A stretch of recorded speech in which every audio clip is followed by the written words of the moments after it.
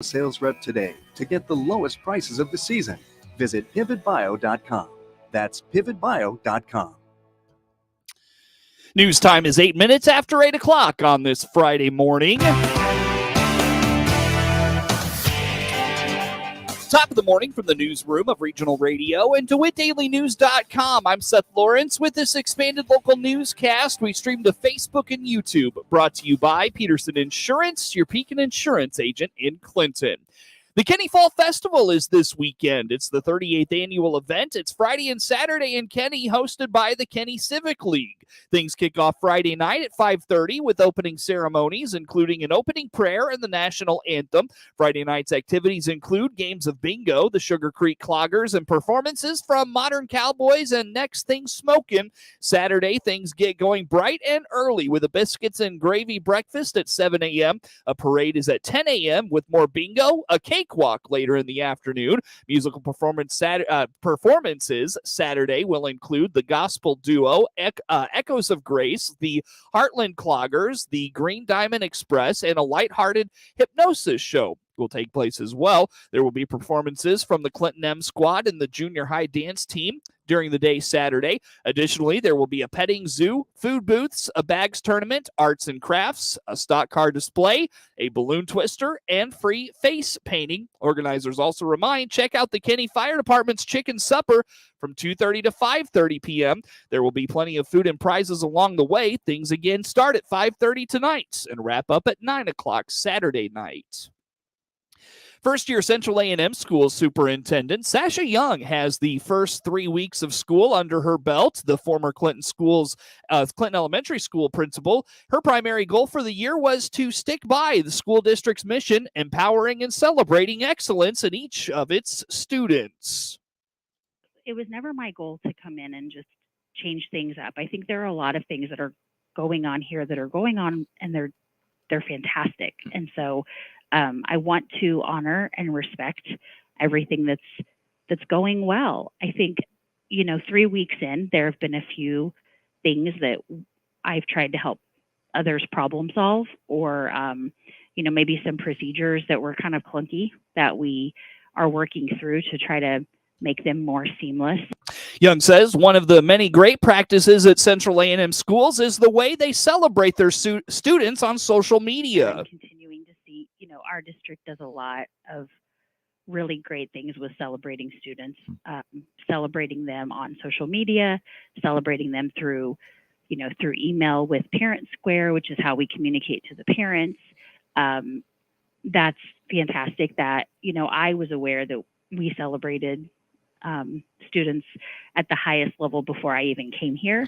Central A&M schools are also making a push for more social, emotional, and mental health support as there's upcoming professional development programs on the way. Get news anytime at DeWittDailyNews.com. The Arcola Broom Corn Festival takes place September 9th through 11th in downtown Arcola. The festival will feature the National Broom Sweeping Contest, huge broom corn parade, kitty tractor pull, 5K and 10K race, carnival rides, Miss Arcola Baby Pageant, and Pompeo Family Dog Show. The entertainment lineup is Boombox, Jane Doe, and Alex Miller performing. Keep your radio on WHOW, the Big 1520 AM 92.3 FM, as we broadcast live from the Arcola Broom Corn Festival, thanks to these sponsors: Anderson's Automotive and Recycling in Newman. We offer 24-hour towing, full-service car repair, and tire sales. Time now for a look at sports. I'm Seth Lawrence with this report. The Clinton Maroons are looking for a bounce-back performance this week when they travel to Eureka for a non-conference high school football matchup. The Maroons dropped a tough Week 2 matchup, 34-14 to Tri-Valley. Clinton struggled to find offensive momentum in the first half, and by the time they were able to get to the end zone, the Vikings had scored 4 times. Clinton faces another tough non-conference opponent when they hit the road to the heart of Illinois' Eureka. The Hornets are 1-1 on the season after falling in a shootout last week, 44-36 at Shelbyville. Tonight's game will be the home opener for Eureka. Game time is 7 p.m. And hear all the action on WHOW and its many digital platforms. Central Illinois Conference matchups this week. Tuscola plays host to Farmington. Saturday action, Meridian is at Sparta. Decatur St. Teresa plays host to Central A&M. Warrensburg-Latham hosts Sherrard. And on Saturday, Shelbyville plays host to St. Louis Roosevelt Carnahan from Missouri. Monticello responded after a disappointing Week 1 loss to topple IVC 52-13 last Friday night. Now they turn their attention to St. Louis Confluence Prep Saturday afternoon at Monticello High School. The Sages forced 6 turnovers in last week's Illini Prairie Conference win, and Coach Cully Welter was overall pleased with how his team played and responded from its Week 1 loss. Yeah, I was still pleased with the bounce back from the week before. Coming back a little humbled from Week 1. I thought the kids practiced better. I thought we played a little harder. I thought we executed fairly well. I thought we got the big plays, as you said. I would like to see a little bit more ability to put consecutive plays together as the game wore on, particularly in the second half. Sometimes that's difficult when you have a pretty insurmountable lead. And then I also feel like our biggest bugaboo right now is just getting off the field on 3rd and 4th down. I thought even though we got 7 turnovers, 6 picks, a defensive touchdown, I thought IVC did some good things against us, particularly in those 3rd and long situations. And it's just been going back to last year, it's been something that we've struggled with and need to get corrected. Last week's emphasis was on effort all the way through the play. Coach Welter says sometimes coaching effort isn't always the right answer, but he did see an improvement in finishing plays, playing to the whistle. Yeah, I told our kids, I said, I don't like to be that coach that the answer is always play harder, give a better effort. That's part of it. It's not the only part, right? So, but it was an aspect that we thought needed to be improved from Week 1 to Week 2. And particularly in terms of just running to the ball on the defensive side or finishing plays on offense, like playing to the whistle is important. Give an initial effort, okay, fine. But if you stop, the play breaks down, whatever, then you've got problems. And so it was just really a big point of emphasis in practice. We do a 2-whistle drill where we blow the whistle and then the kids continue to run to the ball. And we blow the whistle again, and we thought that energy was a little bit better. And then just details in general. Obviously, execution is dependent upon your understanding of the details. If you don't know what you're supposed to do or how you're supposed to do it, and then it's hard to execute it. And I thought we made some improvements there as well. I thought Wednesday was pretty solid. Tuesday was a little bit bumpy, but I still feel like we're trending in the right direction as far as our practice habits are concerned. Mm-hmm. I said overall, I'm pleased with the step up in performance in Week 2, but as any coach will say, it is still Week 2, and there's still plenty of things to work on, and the kids know that, and we're aiming to continue to take those steps. According to Coach Welter, Confluence Prep has a limited roster, but they play hard and have big playability. Well, we know Week 1, their game got canceled, and we know they have a limited roster, I think 25 total on the roster, maybe 30 at the most. They played Dupo last week. It was a competitive game. Dupo won, but it was a competitive game. They've got some size. They have a lot of kids that are playing both sides of the ball, but for their lack of numbers, they do a pretty good job of working kids in and out and getting them rest. But they do have some size. They do have some speed. They don't do a whole lot offensively. They run basically a slot formation. They mix their backfield up a little bit, but they pretty much run power, GT, and throw some slants and throw some deep balls, and that's about it. Defensively, they're a little more aggressive. Forefront, they'll blitz off the edge. They'll play kind of a man-free coverage. Sometimes it's soft, sometimes it's press. But, they've got some kids that can do some things. The question for them has been sustainability. Can they continue? Can they stack, as you used to use your term, stack play after play together? With a team like that, you certainly, from a defensive perspective, you have to be careful of the bozo, right? Giving up the easy touchdown or, just giving up the big play in general. So we've got to be conscious of their speed, of their desire to throw the ball deep and make them take 10 plays to try to score. And then defensively, just got to handle their pressure. If they're going to continue to blitz, then we're going to have to counteract that with, some quick game, some perimeter runs, some screen passes, and just be able to protect in general. I think our offensive line is doing a better job of protection as the year's progressing, and they'll get tested with that blitz. Game time Saturday is 2:00 from Monticello High School. You can always hear Sage of Sports on 95.9 FM WEZC and online at DeWittDailyNews.com. Week 3 matchups in the Illini Prairie Conference. St. Joe Ogden plays host to Prairie Central. PBL visits Bloomington Central Catholic. Pontiac plays host to Rantoul, and Tolono Unity is at IVC. Tonight in the Big 12, Champaign Centennial is at Peoria Richwoods. It's an inner-city matchup with Normal Community and Normal West. Peoria Manual is at Danville. Bloomington plays host to Peoria Notre Dame, and Peoria hosts Urbana. Tonight in the Central State 8, Decatur Eisenhower is at Chatham Glenwood. Springfield hosts Lincoln. Decatur MacArthur plays host to Rochester. Springfield Sacred Heart Griffin is at Jacksonville, and Normal U-High plays host to Springfield Southeast. In the Lincoln Prairie tonight, Arcola is at Argenta Orienta. Oakland Tri-County plays host to Arthur Lovington Atwood Hammond. Sierra Gorda Bemint is at Sangamon Valley. Sullivan Okaw Valley is at Toledo Cumberland, and Villa Grove is at Nokomis. Tonight in the Middle Illini, Pekin hosts Dunlap. East Peoria is at Limestone. Canton hosts Morton, and Washington is at Metamora. Sangamo action tonight. Olympia hosts Athens. Pleasant Plains plays host to Auburn. Baroa Forsyth hosts Petersburg Porta. Pittsfield is at Williamsville, and Riverton visits New Berlin. Non-conference football this week, Ridgeview Lexington is at Fieldcrest. Fisher plays host to Tri-Valley. El Paso Gridley is at GCMS. Leroy plays host to DMAC. Mahomet Seymour is at Quincy Notre Dame. Mount Zion hosts Salem. Springfield Lanphier is at Champaign Central. Taylorville travels to Columbia, and Hayworth plays host to Tremont. High school volleyball scores from Thursday night. Clinton played host to Rantoul and lost in 2 sets, 18-25 and 22-25. Monticello paid a visit to Shelbyville last night and got a big win in 2 sets, 25-20 and 30-28. Meanwhile, Blue Ridge fell to Sullivan in 2 sets, 19-25 and 21-25. Tommy Pham hit 2 first-pitch home runs. Ryan Nelson was efficient on the mound in his return from the minors as the Arizona Diamondbacks beat the Cubs 6-2 on Thursday night. Ketel Marte hit his 22nd home run to help the Diamondbacks win their 2nd straight and move a half a game ahead of Miami for the last of the 3 NL wildcard spots. The Cubs held serve at number 2 in the wildcard standings. They're 3 ahead of Arizona. Nelson was recalled from AAA Reno a night earlier and gave up 2 hits. He struck out 3 and walked 2 in the first 5 2/3 innings. Paul Sewald, the last of 5 Arizona relievers, finished for his 31st save. Saya Suzuki tripled and scored the first run for Chicago, which saw a 4-game streak end and missed a chance to trim idle Milwaukee's NL Central lead to a game. Dansby Swanson added a 9th-inning RBI single off Joe Mantiply. Javier Assad pitched the first 5 1/3 innings. He gave up 7 hits. He walked 1, but did not strike out a batter. Zach Gallen faces fellow right-hander Jamison Tejon in tonight's game.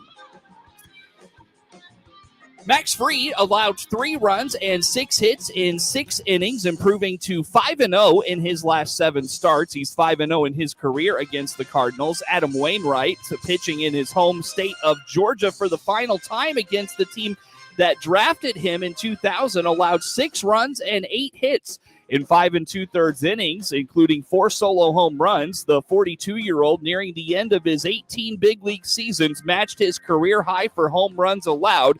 He is stuck on 198 career wins, losing 7 straight starts and dropped to 0-10 in his last 11 outings. Tommy Edman finished 2 for 4 for the Redbirds, who were with 3 more losses would assure their first losing season since 2007. Tonight, Cardinals rookie left-hander Drew Rom faces Cincinnati lefty Andrew Abbott in the opener of a 3-game series in Cincinnati. Illinois quarterback Luke Altmaier saved the Illini from a deflating Week 1 loss to Toledo, engineering a late drive that set up a 29-yard field goal by Caleb Griffin for a 30-28 win last Saturday. Altmaier and the Fighting Illini try to go for 2-0 tonight when they travel to Lawrence, Kansas for their first meeting with the Jayhawks since 1968. The Ole Miss transfer made his Illinois debut one to remember. He went 18 of 26 for 211 yards and 2 touchdowns. He ran for a team-high 69 yards on 9 carries, and his 33-yard pass to Casey Washington on 4th down keyed a 64-yard drive that turned into a victory. Less impressive was a defense that did most of the heavy lifting last year when the Illini were contending for the Big Ten West, but Toledo rolled up 27 first downs and 416 total yards, creating a time of possession nearly 6 minutes. Illinois will have to defend much better against a 1-0 Jayhawks team that hopes to have its leader quarterback, Jalen Daniels, back after he was sidelined from a back injury in a 48-17 rout of FCS opponent Missouri State. But Daniels was not needed in the season opener. Backup Jason Bean carved the Bears up for 276 yards and 2 touchdowns on 22 of 28 passing. ESPN reported Thursday Daniels is expected to play, though it wasn't clear whether Daniels or Bean would start the game. The Illini own a 3-2 all-time lead in the series with the Jayhawks, and again, it will be the first matchup in Lawrence since 1892. Longtime rivals Illinois State and Western Illinois meet in the earliest they've ever seen each other in a season since 1985 as the Redbirds and Leathernecks square off in the Missouri Valley Football Conference opener for both squads Saturday in Macomb. Redbirds quarterback Zach Annexted and the Redbirds offense came out firing, scoring 5 touchdowns on their first 6 drives in a 41-0 rout of Dayton in the season opener. The 6th-year senior completed 23 of 30 passes, throwing for 255 yards and a touchdown, highlighted by a 47-yard strike to Daniel Sobkelvich. Western Illinois opened the 2023 season on the road, making the trip to New Mexico State and playing New Mexico State close to even in the first half, but the Aggies took control of the game in the second half, picking up a 58-21 win. Quarterback Matt Morrissey was completed 16 passes for 215 yards and a pair of touchdowns, and running back Ludovic Choquet ran for 37 yards and a touchdown for the Leathernecks. Game time is 3 o'clock Saturday afternoon. Eastern Illinois opened the season with a 27-0 win at Indiana State Thursday night, marking the first time EIU has opened a season with a win since 2017. Eastern Illinois defense was on point in the opener, forcing 6 turnovers with 4 interceptions and 2 fumble recoveries. Pierce Hawley made his first career start at quarterback for Eastern Illinois Thursday as the grad transfer from Georgetown threw for 244 yards with 2 touchdowns. He was 19 of 30.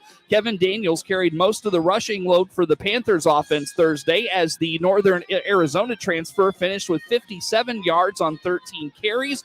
Wide receiver Eli Mirza was a versatile weapon for the Panthers offensively last Thursday at Indiana State. The junior college transfer was second on the team in rushing yards with 27 on an end-around play. He also led the Panthers in receiving with 82 yards, including 42 yards after catch on his 4 receptions. Game time is 1 o'clock Saturday afternoon. Hear EIU football right here on WHOW with pregame at 12:30. Jordan Love gets his opportunity to show he's ready to keep the procession of great Green Bay Packer quarterbacks going. For Justin Fields, it's time to start proving he can become the passer Chicago needs him to be. All eyes will be on the quarterbacks when the Packers visit the Bears in a season-opening matchup between the NFL's oldest rivals on Sunday. Love gets his chance to follow in the footsteps of Hall of Famer Brett Favre and 4-time MVP Aaron Rodgers and help lead the Packers back to the top of the NFC North. Green Bay finished 8-9 last year and missed the playoffs for the 3rd time in 6 seasons. Love's opportunity comes after Rodgers was traded to the New York Jets. He's been waiting since the Packers drafted him out of Utah State with the 26th overall pick in 2020. The 24-year-old has played in 10 games. His only start was a loss at Kansas City in 2021 when Rodgers was sidelined with COVID. The 24-year-old Fields needs to develop as a passer in his third season after establishing himself as one of the NFL's most exciting players. While the Bears finished a league-worst 3-14, a franchise high for losses, Fields did deliver one big play after another, but he did it with his legs and not his arm. Fields ran for 1,143 yards, then challenged Lamar Jackson's NFL record of 1,206 yards for a quarterback. The Bears led the league in rushing, but were last in passing. Fields threw for just 2,242 yards and 17 touchdowns, getting sacked 55 times, tying Denver's Russell Wilson for the most in the league. His season high for passing was 254 yards against Green Bay in Week 13 at Soldier Field. Rodgers and Favre led the way as the Packers took control of a rivalry in which the Bears long held the upper hand. They combined for 105 and 95 and 6 against Chicago, including the postseason. Rodgers was 25-5 with an NFC Championship game win at Soldier Field in 2010. The Packers were 22-10 in games started by Favre. Game time is 3:25 Sunday afternoon. 2021 Series champ Kyle Larson passed Tyler Reddick coming off pit road and led the final 55 laps at Darlington to win the opening race of the NASCAR playoffs. The next leg of the round of 16 heads to Kansas Motor Speedway this weekend. It was Larson's third victory this season, but first on the track where he had 3 seconds and 2/3 in 11 previous Cup races. Reddick led 90 laps. Denny Hamlin won the first 2 stages and led 177 of the 367 laps, but had to pit twice for vibrations and wound up 25th. Playoff drivers took the first 7 spots. Reddick was second, followed by Chris Buescher, William Byron, Ross Chastain, Brad Keselowski, and Bubba Wallace. The rest of the playoff field had Kyle Busch 11th, Joey Logano 12th, Ricky Stenhouse Jr. 16th, Martin Truex Jr. 18th, Kevin Harvick 19th, pole sitter Christopher Bell 23rd, Michael McDowell finished 32nd. Practice and qualifying for the Kansas race are 11:45 Saturday morning, and race time is 2 o'clock Sunday afternoon.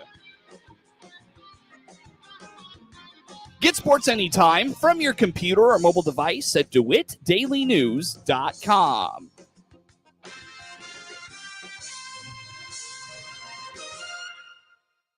MR Systems Wireless is your local internet provider